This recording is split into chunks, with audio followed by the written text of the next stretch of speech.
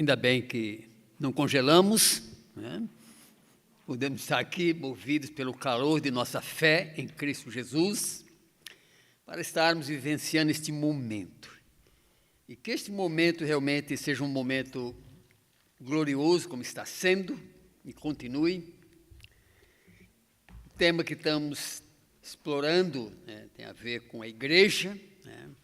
Mas só um avisozinho, a nossa irmã Vanderli está em Ribeirão Preto, lá junto com as irmãs dela na carne, Valdete e também a Vanice, dando assistência à mãe, né, a minha sogra, que está com as complicações de ordem física, né, está doente, precisando de cuidados especiais, então a Vanderli foi lá para dar uma assistência, para dar um apoio, né.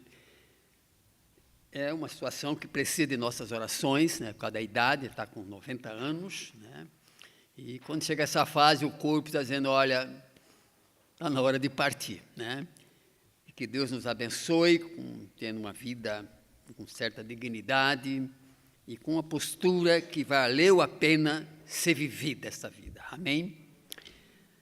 Amados, gostaria de começar fazendo umas perguntas para vocês, né? Já que estamos trabalhando para que este assunto igreja realmente penetre a nossa compreensão, para que entendamos o porquê estamos na igreja, porquê fazemos parte de um corpo chamado igreja, né? Igreja é uma entidade amada, mas muito odiada na terra, e às vezes prejudicadas pela atitude dos próprios crentes. O que fazer? Entendemos mesmo a igreja? Pergunta, será que alguém é salvo fora da igreja? E os que estão fora, será que ainda estão salvos? Não vou responder essas perguntas hoje, eu vou pensar por que Deus constituiu a igreja como instrumento para a nossa caminhada terrena. Se não tivéssemos conhecido a igreja, estaríamos aqui nesta manhã, conhecido a Cristo, estaríamos aqui hoje, nesta manhã, enfrentando esse frio, essa friaca. Será que realmente nós estaríamos desfrutando deste momento? Porque esse momento vale ouro, né? Não é simplesmente uma reunião comum qualquer, a igreja difere de todos os outros grupos da sociedade, né? A igreja foi constituída, formada para o ministério da salvação. E quando a igreja perde esse norte, ela deixa de ser igreja. Nós não fomos constituídas, formada para essa instrumentalização de pregar o evangelho, de anunciar a graça de nosso Deus, de estar educando, formando um povo para servir. Mas o mundo geralmente entende a gente assim. De manhã houve testemunha aqui da Graça, dizendo que realmente ela não tinha esse entendimento. A minha família zombou de mim quando me converti, e muitos passaram por provações severas com a família, no emprego, eu não sei se ainda estão preenchendo nas fichas, há muito tempo eu não trabalho em serviço secular, naquela época você precisava constar a sua religião. Alguém passou por isso, não? Precisava constar a sua religião, porque até então a Igreja Católica, né, tinha todo um trabalho de querer coletar as informações, né? E hoje nós estamos vendo padres se convertendo, tomando atitudes diferentes, me empolga ver alguns padres realmente tendo uma postura muito bíblica, né? Isso me alegra muito, porque a reforma aconteceu por padres, amém? Padres que eram homens de Deus, que não sujeitaram ao esquema de Roma. Padres que carregavam a fé. Claro que eles tiveram que abandonar, e esses vão ter que abandonar também o esquema, né? Porque o esquema em si, o esquema romano, não se liberta da idolatria e dessa história de adorar Maria e outros ídolos, tá? Maria, nossa irmã querida, como falamos, mas não merece, e eu acho que ela fica horrorizada lá em cima quando alguém presta culto a ela, tá? Ela fala, eu não sou digna disso, meu filho é que é o digno, que é o meu Salvador, amém? Então, amados, que nós estejamos tendo uma compreensão, porque o mundo às vezes nos olha como pessoas alienadas, né, sonsos, né, pessoas sem norte, pessoas fracas, pessoas que não têm o que fazer na vida, né, pessoas que realmente, para a sociedade, são pessoas sem noção. Você sem noção? Não sei se na universidade, na faculdade te acharam sem noção, né? Ser crente não vai ainda aproveitar o que esse mundo oferece, né? Todas essas coisas gostosas, balada da noite, bebedeira, né? Um traguinho aí, um baseado. Então, acho que nós somos pessoas sem noção. Na verdade, a Bíblia é muito clara com respeito a esse que pertence a Cristo, ao corpo da igreja. Então, salvação, quero adiantar, ela ocorre no corpo de Cristo, não a igreja parede ou denominação. E se alguém não está em Cristo, não é nova criatura. E Cristo é o fundador da igreja, amados. Amém? Então, vamos lá, amados. A igreja surge para um propósito glorioso nesta terra. A igreja vem ao mundo, e hoje eu não quero falar de igreja, templo, né, propriedade, denominação, cor denominacional, não. Quero falar de igreja, a natureza da igreja. A natureza da igreja compõe duas partes. A parte divina e a parte humana. Ai, pastor, você diz que a igreja é divina? É. Quem fundou? Quem fundou a igreja? Hein? E o que ele diz em Efésios? Que ele é o cabeça do corpo. E como maltratamos tanto isso, que é a coisa mais gloriosa neste propósito terreno de Deus para esse mundo. O que seria deste mundo se a igreja, amados? A igreja tem sido um instrumento de proteção deste mundo, proteção da família, revoluções espirituais. Como a igreja tem interferido, não na área política. E os políticos são crentes, me perdoem, não acho que lá é o lugar deles. Principalmente de pastores. Recentemente houve um escândalo no MEC, né, por 2 pastores que estavam tirando proveito. Será que esse cara não entende que isso não é ser crente, não é ser igreja, não é ser corpo de Cristo? Nós viemos para abençoar e não para tirar nada do mundo. Dá para entender isso? Nós seguimos a linha do nosso patriarca Abraão, quando Deus diz para você vai ser uma bênção para este mundo. Israel foi construído para ser uma bênção, e a igreja ainda muito mais. Como dizia meu professor de teologia, Israel está estacionado na estação, e a igreja assumiu o comando. Né? A igreja assumiu o comando desta ordem espiritual do reino do Senhor. Então, amados, é muito interessante. Quero falar de igreja, não denominação, mas natureza. A composição da igreja. Né? Há um sermão de Jesus muito não enigmático, mas muito complicado para o nosso entendimento até como crentes. Até para os apóstolos foi, quando Jesus disse que era preciso comer da carne dele e beber do seu sangue. Jesus usou muitas figuras e algumas eram chocantes, provocantes. Hoje de manhã, na lição do Hector, Jesus usou algumas coisas muito interessantes. Chama os apóstolos, agora vocês vão ser pescadores. Tem sentido isso? Você lançar um anzol no mar ou no rio, puxar um homem. Hã? Jesus é uma coisa esquisita. Disse para um moço rico, como é que escritou aqui, Jesus, o Senhor quer te seguir, mas espera aí, deixa eu enterrar meu pai. O pai não tinha morrido. Porque Jesus sempre abonou os cuidados dos filhos para com os pais. Deixa os mortos enterrar seus mortos. Coisas bem chocantes, bem provocadoras. O nosso Jesus foi provocador, porque precisa tocar a nossa natureza adormecida. Então, quando Jesus fala de comer de sua carne e beber do seu sangue, foi um texto que sempre me intrigou. Falei, Deus, qual é o entendimento?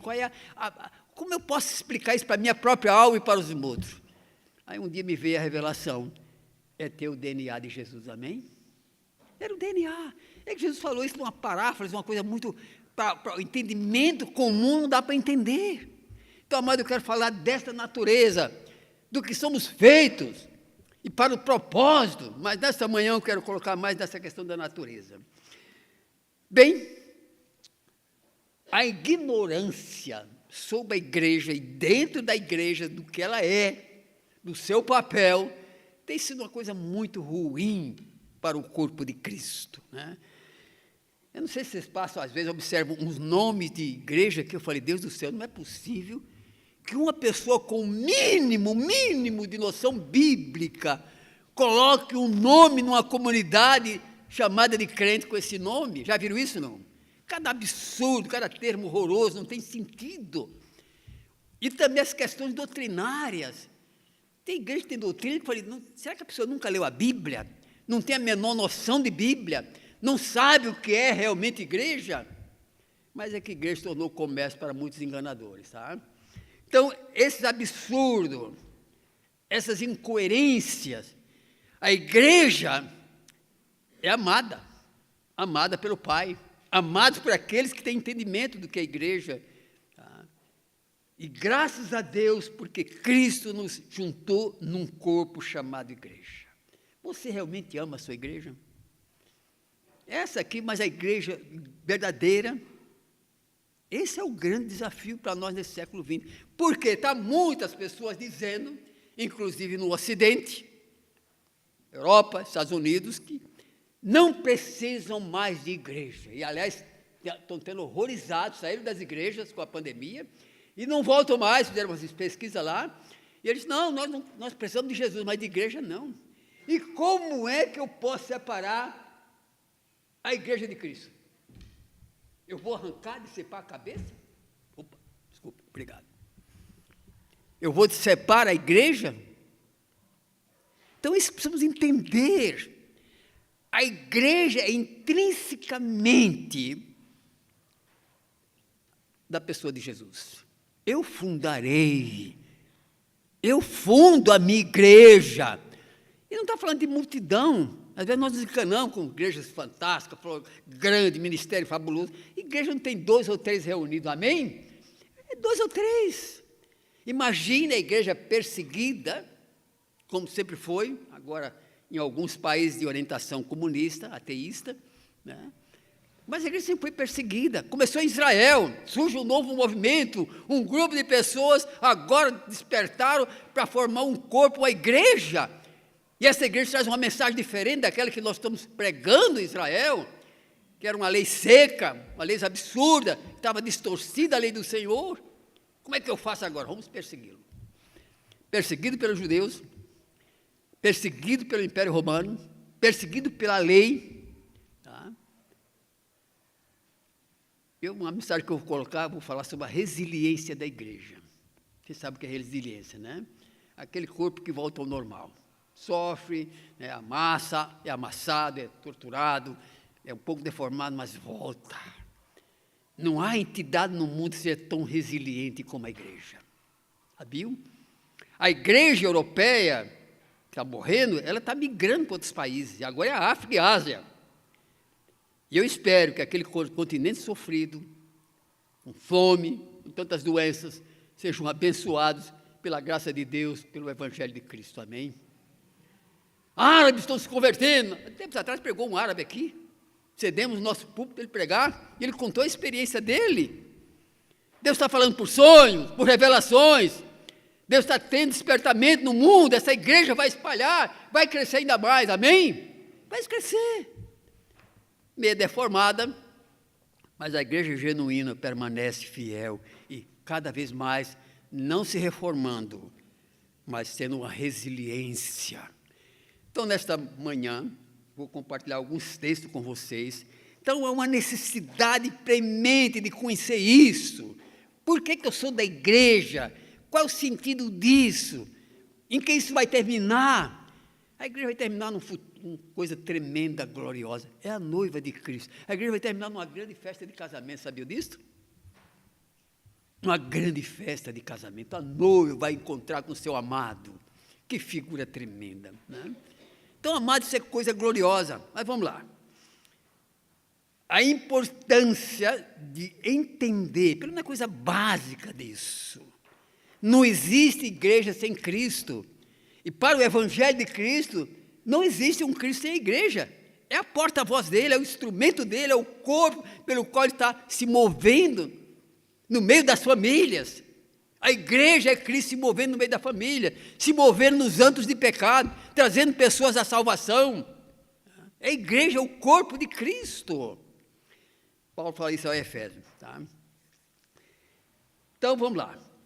A igreja, como eu falei, é odiada, muitas vezes distorcida, né, pela sua liderança, e o que estamos vendo nos nossos dias é o crescimento da heresia e da apostasia, né, difamada, odiada, mas há sempre uma igreja viva, poderosa, testemunhando, glorificando a Deus, salvando almas, alcançando vidas. Essa igreja não vai morrer nunca.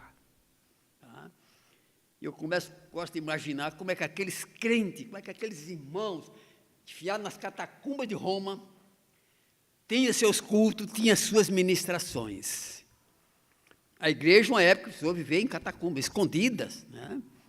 Tão feroz era a perseguição, que o rei Diocleciano falou, na minha igreja não existe, no meu país, no meu povo, não tem mais crentes.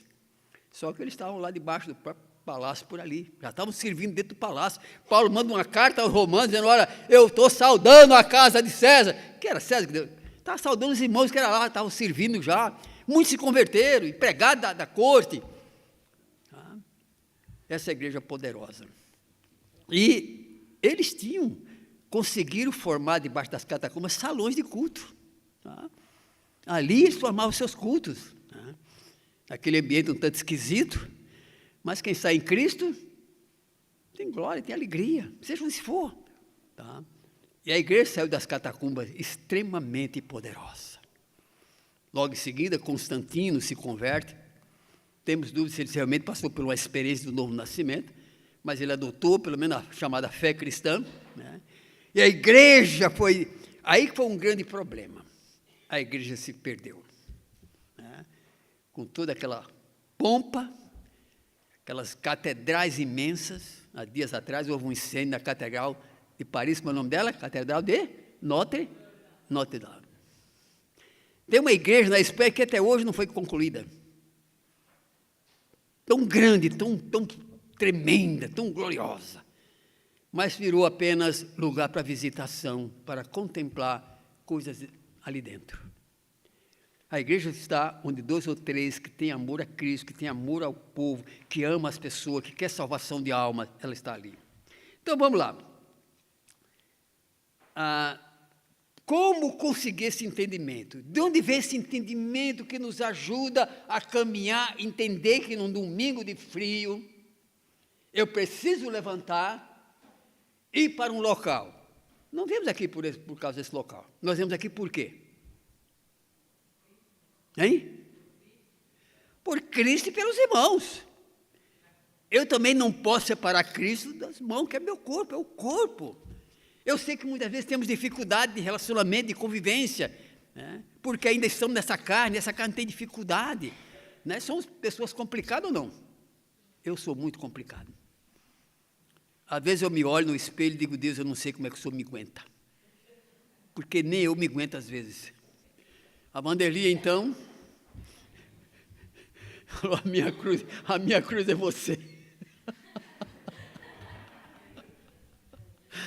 Meus irmãos, meus filhos, então, quando adolescentes, meu pai é um carrasco, é um torturador, não posso ir para lugar nenhum. E uma vez tive que pegar firme a Dâmaras, que ela queria com outra moça crente, né, para uma festa, para uma balada, e eu falei, você não vai. Já era grande, já estava mocinha, eu falei, você não vai. Se você for, você não volta. É duro, né? Fechei a porta, aí a moça entendeu que eu estava muito bravo, e a moça falou, é melhor você ficar. Pelo menos foi um conselho sábio. Meu filho, quantas vezes tive que pegar duro com ele. Então era um chato, era uma goza, o pastor, e não sabe que fazia isso por amor. Você entende, mocinha, que está aí ao lado, que agora está se formou, né? Que seus pais amam você quando pegaram o seu pé, quando exigiram, cobraram. Você entendeu isso?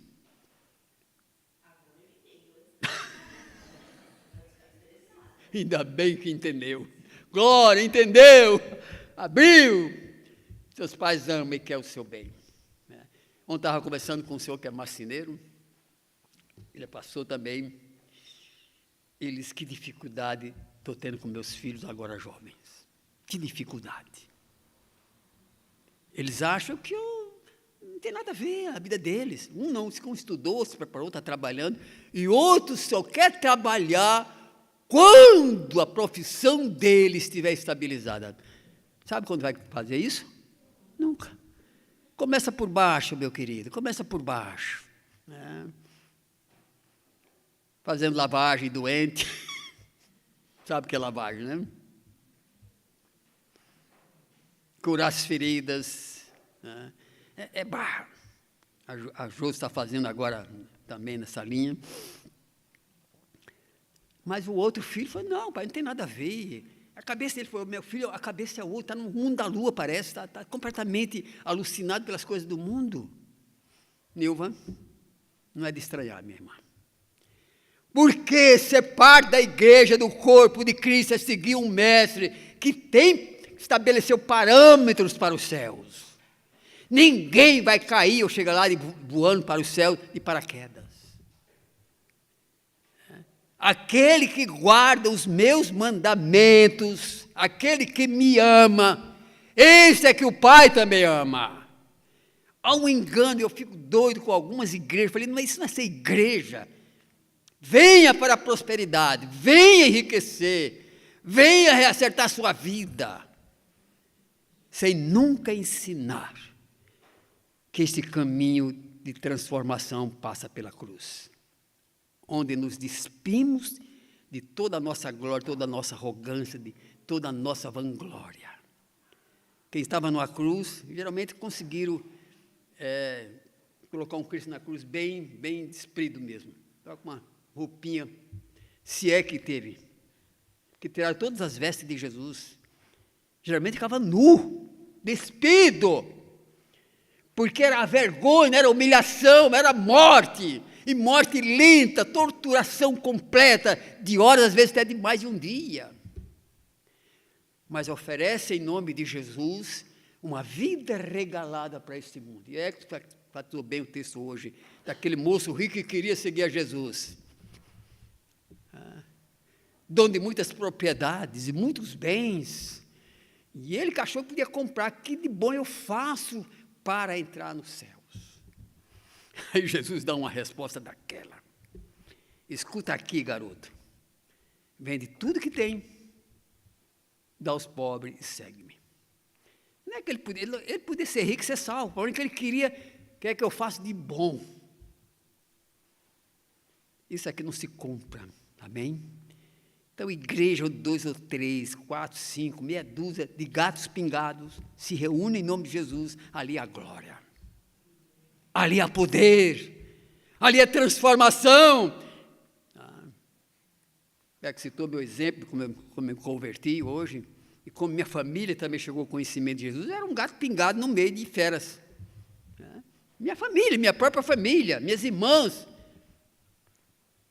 Eu sei que eu acho muito de vocês passaram por isso também, de emprego, de trabalho, era motivo de gozação, de ridículo, porque marca uma diferença, esses parâmetros do reino, essas doutrinas para a igreja, e a igreja está perdendo o seu foco, muita igreja perdendo o seu foco da pregação genuína, do evangelho, da Bíblia.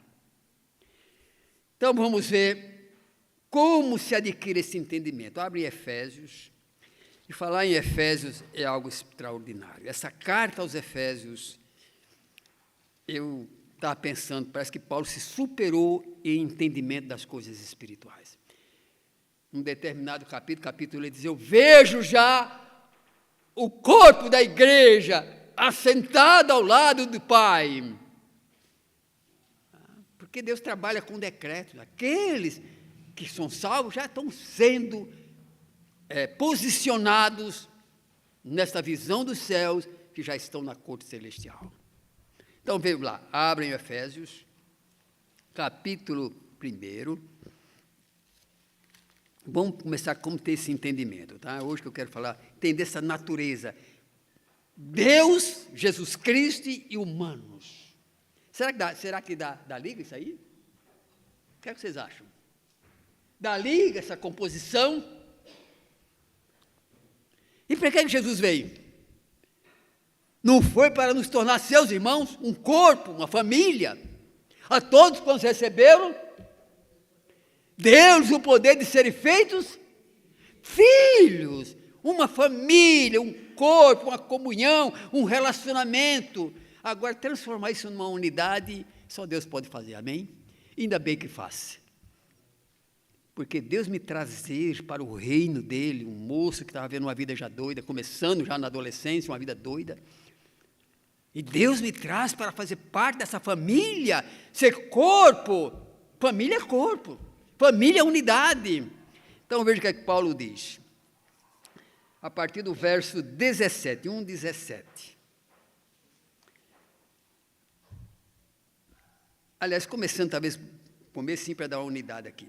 Por isso, versículo 15, por isso também eu, tendo ouvido a fé que há entre vós no Senhor Jesus, e o amor para com todos os santos, não cesso de dar graça por vós, fazendo menção de vós nas minhas orações, para que o Deus de nosso Senhor Jesus Cristo, o Pai da glória, vos conceda espírito de sabedoria e de revelação no pleno conhecimento dele, iluminados os olhos do vosso coração, para saberes qual a esperança do seu chamamento, qual a riqueza da sua glória, da sua herança nos santos, e qual a suprema grandeza do seu poder para os que cremos, segundo a eficácia da força do seu poder.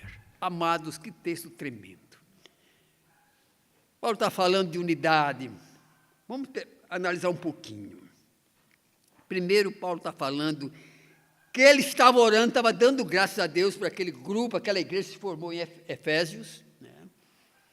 Efésios era uma cidade extremamente corrupta, na sua forma de culto, adorava a deusa Diana, um demônio chamado Diana, prestava culto também a outras entidades. Era uma cidade muito comercial, uma cidade grande, alguém supõe que tinha mais ou menos 500 mil pessoas, para aquela época era uma metrópole. A igreja estava constituída ali, existia o templo da chamada deusa Diana. Então, a cidade, a igreja nasceu ali, através do trabalho de Paulo e outros irmãos que ministraram ali.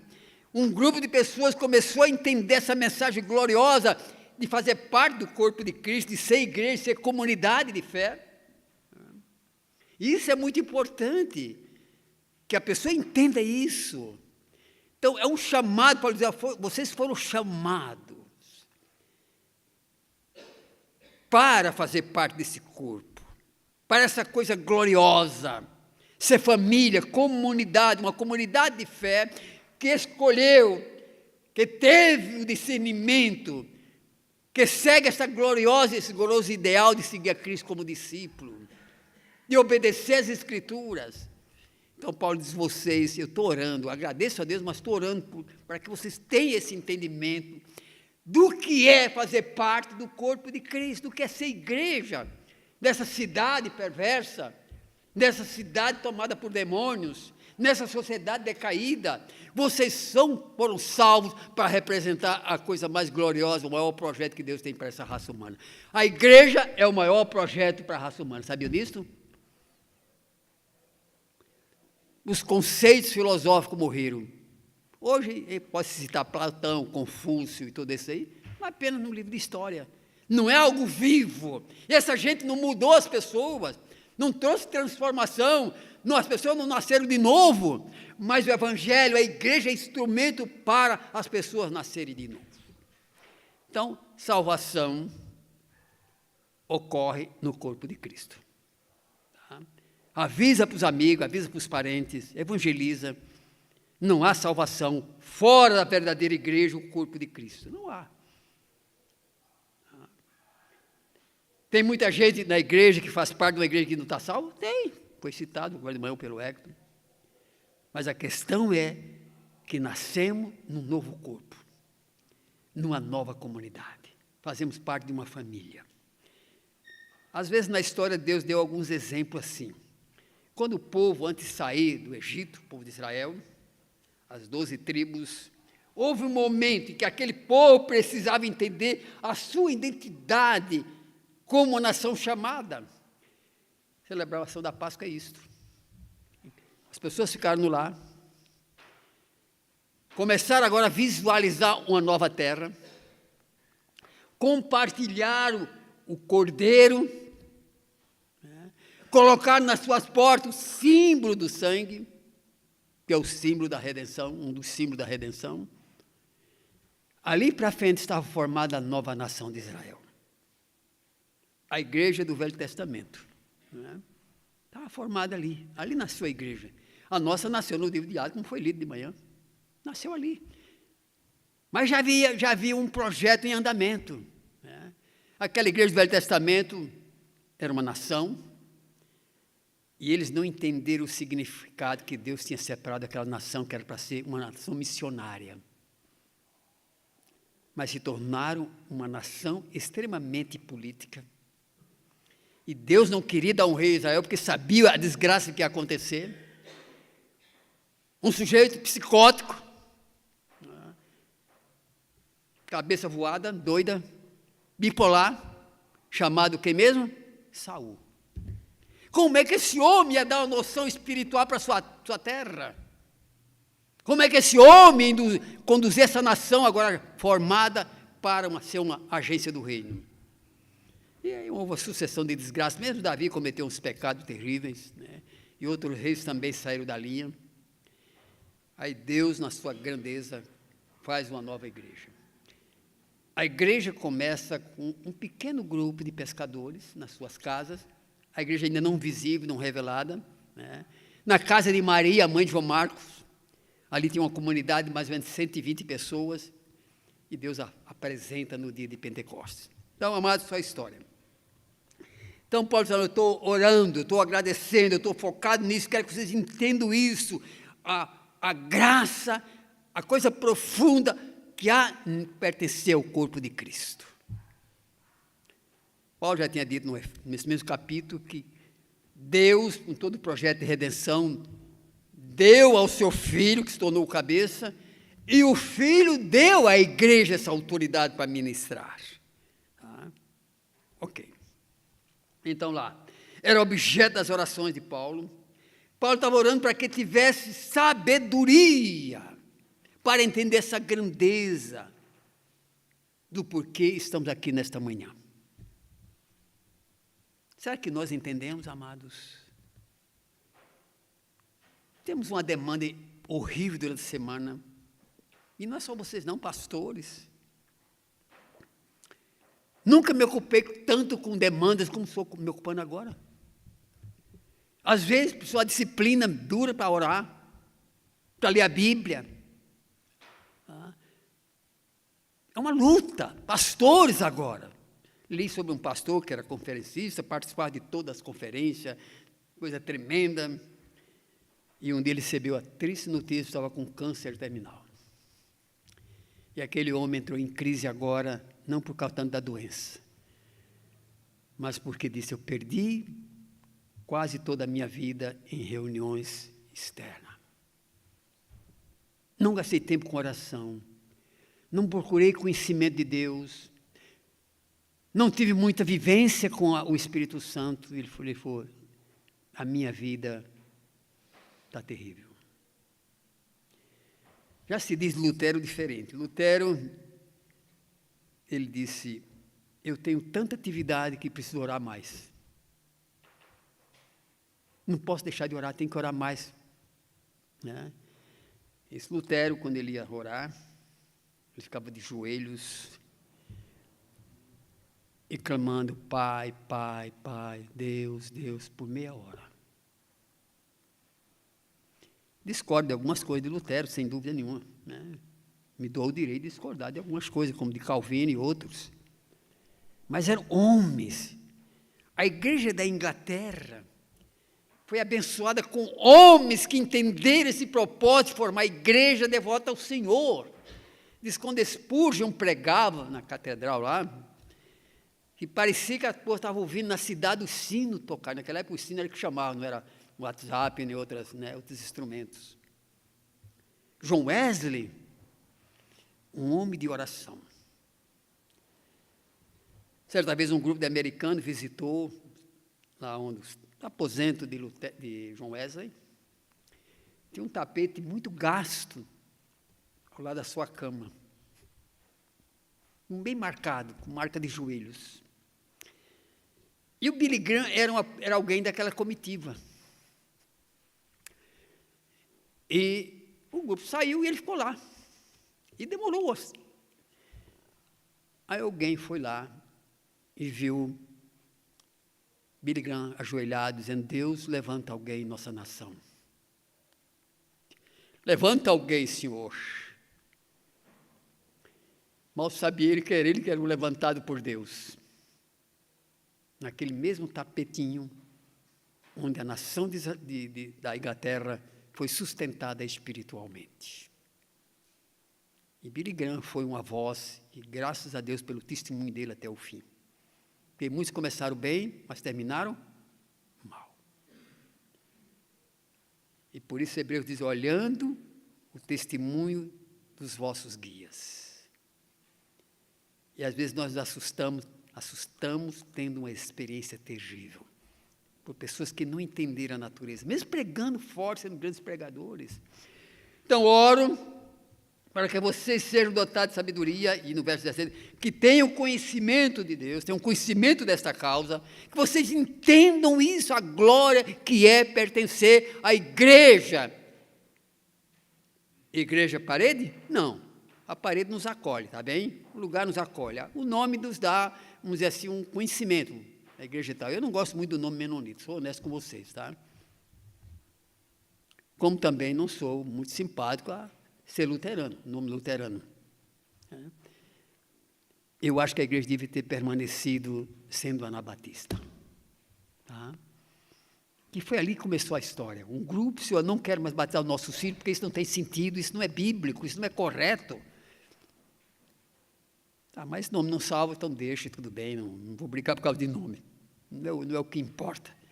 Importa ser uma igreja bíblica, uma igreja verdadeira, uma igreja que conhece a razão de ser. Que sabe por que é igreja, porque é corpo de Cristo. E hoje eu sei que os pastores de igreja grande estão vivendo um drama muito cruel. Passa isso para a mocidade. Passa isso para os seus jovens. Seminários estão vazios.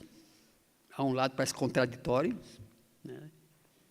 Seminários vazios. O que é que os jovens das igrejas querem hoje? Fizemos uma pesquisa numa reunião passada, e aquilo me incomodou muito, fiquei pensando, avaliando, mastigando, ruminando.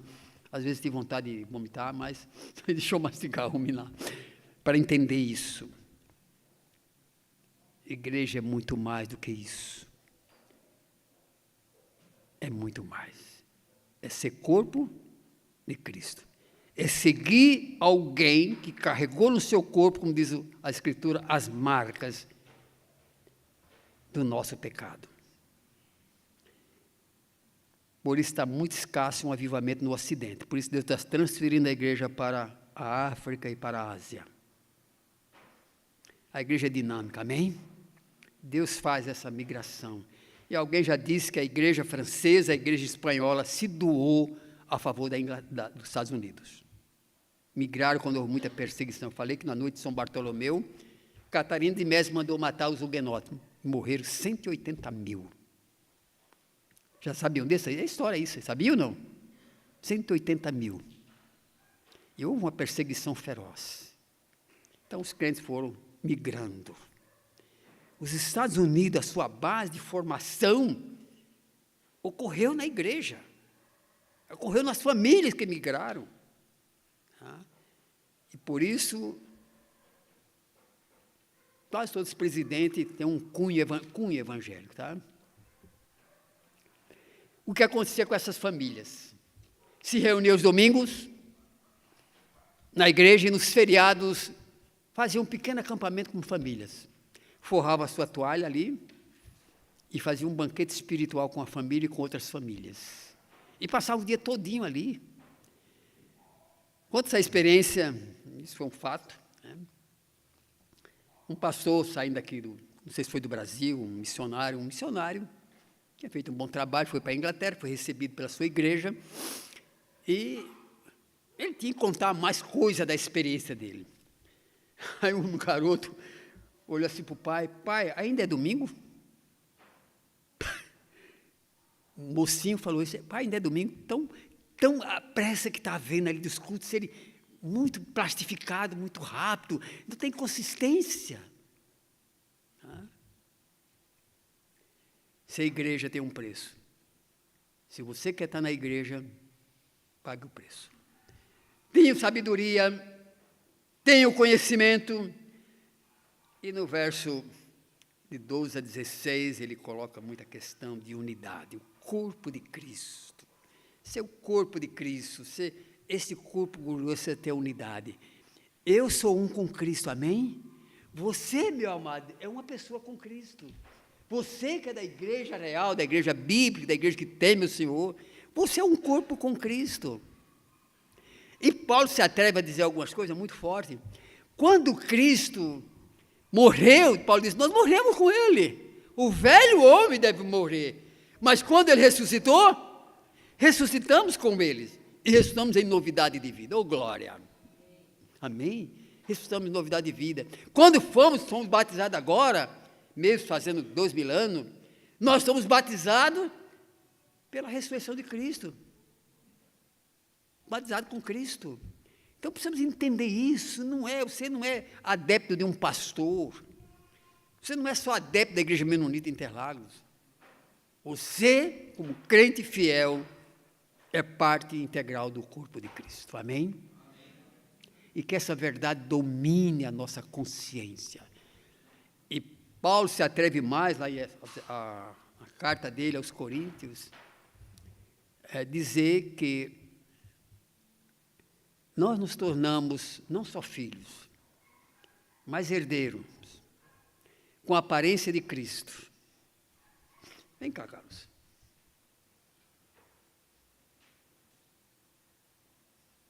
Um dia eu estava refletindo, como Deus fez Adão? Como é que Deus fez Adão? Espera aí, calma. Está muito rápido.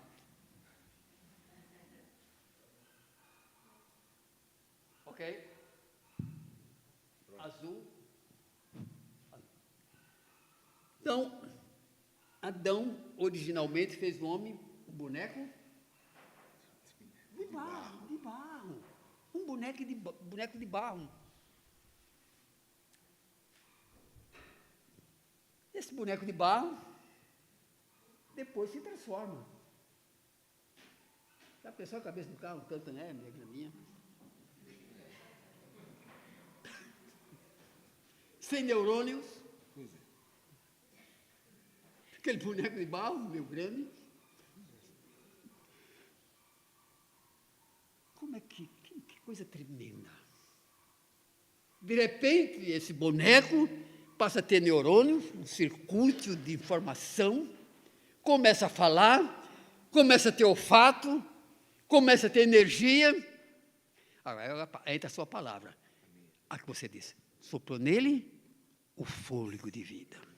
Aí o homem passou a ser alma vivente. Se nós estivéssemos lá, no início, se nós estivéssemos lá, no começo, para ser gente, precisamos ter fôlego de Deus. Oh, glória! Isso é que a igreja é fôlego de Deus, é Deus respirando a sua vida na vida da igreja. Soprou nas narinas. Opa! Só Deus faz isso, né? Transformou o Carlos, um pastor. Né? Formou alguns de cor. Cadê o Euclides? Aquele cara grandão de cor. Ali estava Euclides, ali estava a irmã. Essa história de preto, branco, loiro. Já me confundiram com várias raças. Me acharam que eu era espanhol, porque sou muito peludo. Me acharam até que eu sou alemão, acho que é por causa do cabelo meio branco. Árabe. espanhol, português, tem um jeitão mais de português, né? Só não falar pernambucano. Pois é, aí que está a questão. Obrigado, irmão. É isso, a igreja é o sopro de Deus, é Deus dando vida para a sua igreja, amado. Eu nunca tinha entendido aquilo que passava meio despercebido, aí um dia eu comecei, deixa eu parar aqui. Tem algo que eu não estou entendendo. Como é que esse boneco de barro... Já foram em alguma olharia, nesse lugar que... Como é que chama aquela máquina lá? Tem um nome aqui lá. Que forma as peças de barro, né? Oleiro. O barro é barro e continua sendo barro. Por mais que se cozinhe, por mais que coloque enfeite nele, por mais que coloque coisa, ele é barro. Mas, de repente, a garota bonita que está aí se transforma, as três, né? As três garotas muito... Eu sou generoso às vezes, tá? Fica à vontade.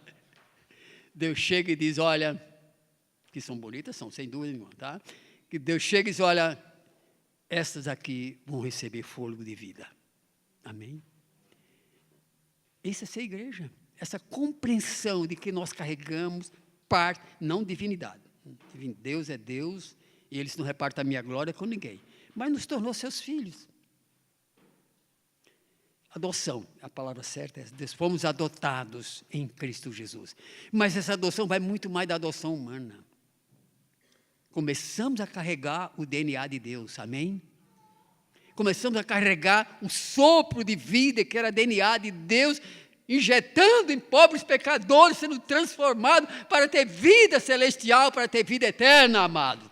A vida eterna não é uma mágica, é Deus dando vida. E que nesta manhã possamos entender isso e dar glórias a Deus pela nossa igreja. Amém? Herdeiros com Deus, e tem um texto lá que vão ter a aparência de Jesus. Falei, será, meu Deus? É isso? Vamos tornar, o texto de Coríntios fala bem claro, Coríntios capítulo 8, não só sermos herdeiros e co-herdeiro, mas termos a aparência de Cristo, um irmão entre muitos irmãos. Oh, glória! Não entender essas coisas é terrível para a vida. Que Deus nos abençoe com a compreensão, só para concluir mesmo. Hoje espero que pelas Escrituras, por essa palavra bendita, maravilhosa, tenhamos crescido sob o entendimento da natureza. Eu carrego natureza de Cristo. Amém? Ele é o cabeça. Eu carrego natureza de Cristo. Para podermos, de uma forma maravilhosa, viver essa experiência de ser igreja, corpo de Cristo. Amém. Se ainda não aconteceu na sua vida, e não basta só estar na igreja física, é preciso estar na igreja corpo, amém? Estar na igreja, comunhão, relacionamentos. Fiquemos de pé para encerrarmos. Tem alguma coisa mais, algum aviso? Não. Nosso Deus, nosso Pai, com gratidão pela tua obra maravilhosa, de transformar pobres pecadores, que até então eram um protótipo do boneco de barro, sem vida de Deus, sem respiração de Deus, sem o sopro de Deus. O Senhor realmente soprou em nossas narinas o Espírito Santo e nos deu vida em Cristo Jesus. Que esse entendimento de que não somos mero membros de uma igreja física, material, templo, somos a igreja, o corpo de Cristo. Aleluia, meu Deus. Que isso tome conta, que nos apaixonemos pela igreja do Senhor, que nos apaixonemos uns pelos outros, com respeito, com cuidado, como Paulo diz, somos membros uns dos outros. Que essa compreensão se aprofunde, como diz Paulo, estou orando, meu Deus, que eu oro para que a minha igreja, a partir de mim mesmo, pastor, tenha essa compreensão e nos apaixonemos por aquele que nos deu vida e pelos irmãos que são companheiros de caminhada. Que o Espírito do Senhor nos abençoe neste dia e nos conduza. E oramos em nome de Jesus. Amém. Amém.